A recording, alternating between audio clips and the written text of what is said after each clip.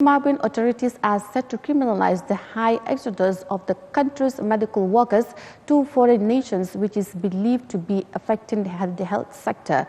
Now, health workers in Southern African nation protest several times in recent years, demanding for a better working condition and allowances, but to no avail. Now, thus, many opted leaving the country for a better paid services in other countries. Now, despite the government-initiated measure to stop medical staff from leaving, others are still keen to leave if the opportunity comes. Let's hear details of that in this report. Zimbabwean health workers have downed their tools several times in recent years to press for higher pay. Despite the frequent protests, things haven't improved. All they want is the brains, they don't care what we want as well. What we are supposed to get as doctors.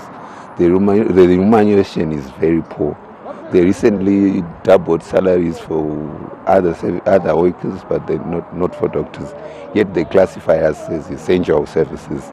That designation means health workers can be charged for going on strike under recently passed legislation, which has added to the collective anguish.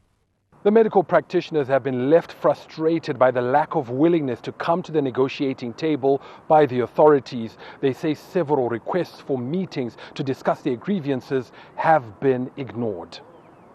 Many health professionals, especially nurses, have resorted to leaving the country for higher paying jobs abroad. If you're doing the same job you're doing now in the diaspora, how much more would you be earning? It will be 5 times more. It will be 5 times more than with what we are earning right now. When I asked him if he would leave the country too, the answer was emphatic. Definitely. I would go, unless something changes. The health minister recently said government may pass laws that make it illegal for other nations to hire local professionals.